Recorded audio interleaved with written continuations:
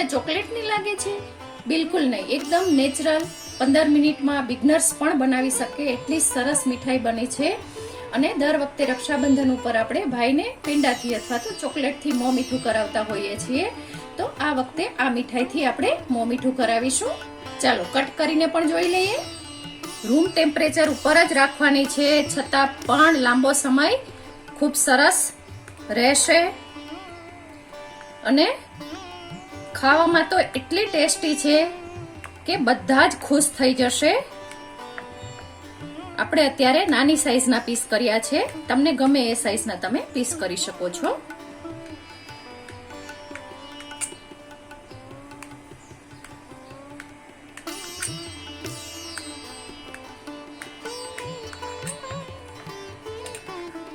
જુઓ, એકદમ સરસ એવી આપણી આ મીઠાઈ તૈયાર થઈ ગઈ છે. બધા જ પીસ ખૂબ સરસ છે અને રિઝલ્ટ તમે જોઈ શકો છો. એકદમ સરસ સોફ્ટ અને ખાવામાં ખૂબ જ ટેસ્ટી એવી આ મીઠાઈ છે. તો ચાલો આ મીઠાઈ બનાવવાની શરૂઆત કરીશું. જય શ્રી કૃષ્ણ મિત્રો, મારું ગુજરાતી કિચનમાં આપનું સ્વાગત છે. ફ્રેન્ડ્સ, આજે આપણે ખૂબ સરસ એવી જે મીઠાઈ બતાવી એ બનાવીશું, જેનું નામ છે ચીકુ બરફી. તો અહીંયા આપણે એના માટે 1 કપ દૂધ લેવાનું છે. સાથે જ આપણે જે ચીકુનો પાવડર બતાવેલો છે અગાઉ વિડીયોમાં, એ અડધો કપ પાવડર પણ લઈ લઈશું. સાથે જ અડધો કપ મિલ્ક પાવડર લઈ લઈશું અને આને ખૂબ સારી રીતે હલાવી લઈશું. પહેલા તો ફ્રેન્ડ્સ આપણે મિક્સ કરી લીધેલું છે. હવે આપણે ગેસને ઓન કરીશું અને લો ટુ મીડિયમ તાપ ઉપર જ આપણે આને કરવાનું છે, એ વાતનું ખાસ ધ્યાન રાખીશું. ફ્રેન્ડ્સ, મેં તમને ચીકુનો પાવડર બતાવેલો છે. ચીકુનો પાવડર ઘરમાં અનેક રીતે ઉપયોગમાં આવે છે કે તમે કાજુ કતરી બનાવો ત્યારે તેમાં તમે એડ કરી શકો છો. સાથે જ આવી રીતે આ ચીકુની બાઇટ્સ કે બરફી પણ બનાવી શકો છો, જે એકદમ નેચરલ હોય છે. ચીકુ શેક પણ બનાવી શકો છો. તો અનેક રીતે તમે એનો ઉપયોગ કરી શકો છો અને ખાસ ભજીયાની ચટણીઓમાં તો તમે કરી જ શકો છો.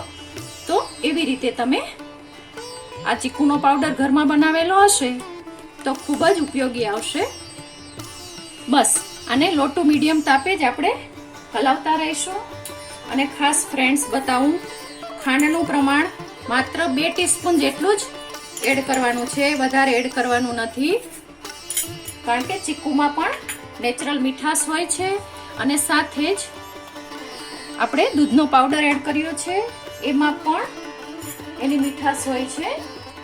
તો અહીંયા આપણે કાજુનો પાવડર છે એ પણ 2 ટીસ્પૂન જેટલો જ એડ કરીશું, વધારે એડ નહીં કરીએ. અને બસ આ મિશ્રણને હવે આપણે સતત હલાવવાનું છે. બિગનર્સ પણ બનાવી શકે એટલી સરળ એવી મીઠાઈ છે અને ખાવામાં તો એટલી ટેસ્ટી લાગે છે કે ના પૂછો વાત. તો આને આપણે સતત 8 થી 10 મિનિટ માટે આવી જ રીતે લો ટુ મીડિયમ તાપ ઉપર જ હલાવતા રહીશું.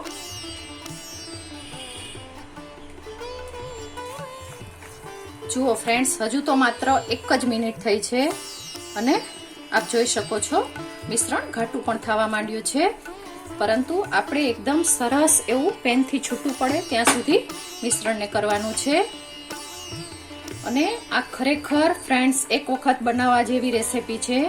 મારા ઘરે મારા સન ચીકુ બિલકુલ નથી ખાતો, પરંતુ આ મીઠાઈ હોશે હોશે ખાઈ લે છે. એટલે દરેકને ભાવે એવી આ મીઠાઈ છે. બસ આવી જ રીતે ધીમા તાપે આપણે આને સતત હલાવતા રહીશું.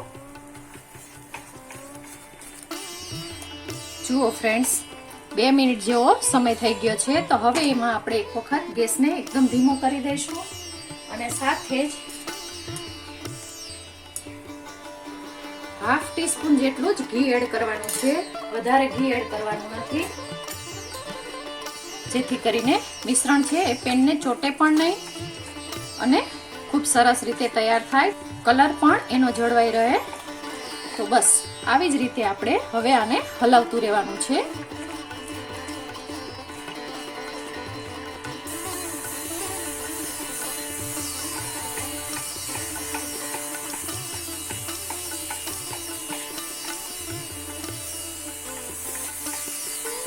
મિશ્રણ ક્યારે તૈયાર થશે એ હું ખાસ તમને બતાવીશ.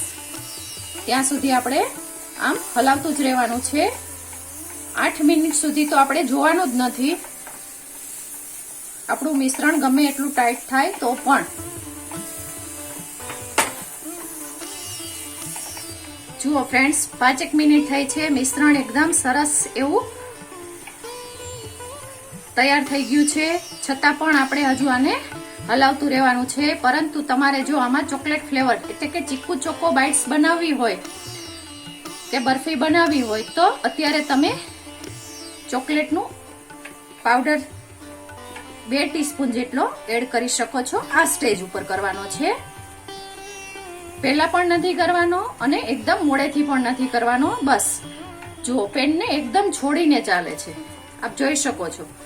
છતાં પણ આપણું મિશ્રણ જેવું જોઈએ એવું તૈયાર નથી, કારણ કે આપણે એના પીસ બનાવવાના છે એટલા માટે. તો હજુ આને આપણે 3 મિનિટ માટે આવી જ રીતે હલાવતા રહીશું. એ વાતનું ખાસ ધ્યાન રાખીશું.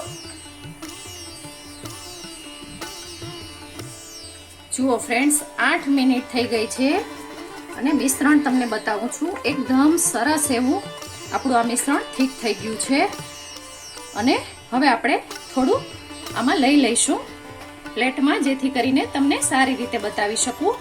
જુઓ, એકદમ સરસ એવું આપણું આ મિશ્રણ તૈયાર થાય છે. અને જેવી રીતે આપણે શેપ આપવો હોય એવી રીતે આપી શકીએ છીએ. એનો મતલબ એવો થયો કે આપણા પીસ આપણે ધારીએ એવા પાડી શકીએ છીએ.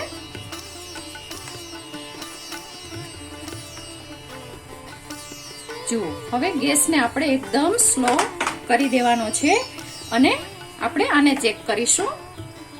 હાથમાં બિલકુલ ચોંટતું નથી, ગરમ છે, હાથમાં બિલકુલ ચોંટતું નથી. એનો મતલબ એવો કે આપણું આ મિશ્રણ છે એ ખૂબ સરસ રીતે તૈયાર થઈ ગયું છે.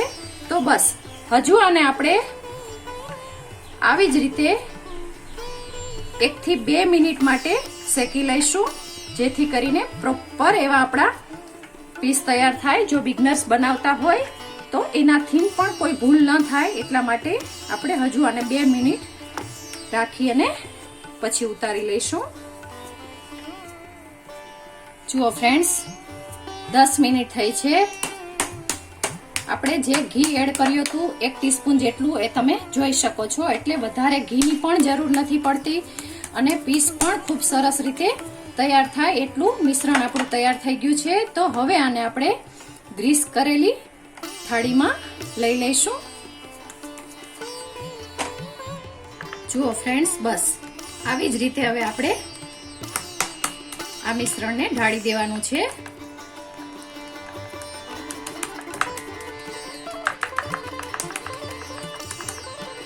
જુઓ ફ્રેન્ડ્સ, આપણે આને સરસ રીતે પ્લેટમાં ઢાળી દીધું છે.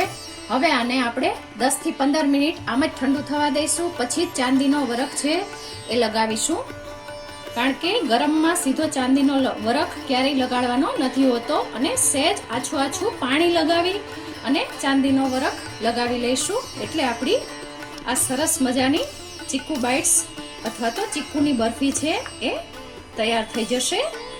અને 2 કલાક પછી તમે આના આરામથી પીસ પણ કરી શકો છો. અને રૂમ ટેમ્પરેચર ઉપર 1 વીક માટે ખૂબ જ સરસ રહે છે.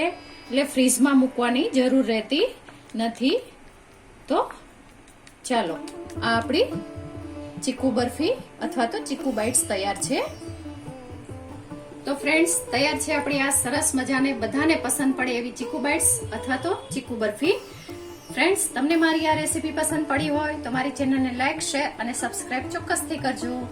આભાર મિત્રો. જય શ્રી કૃષ્ણ.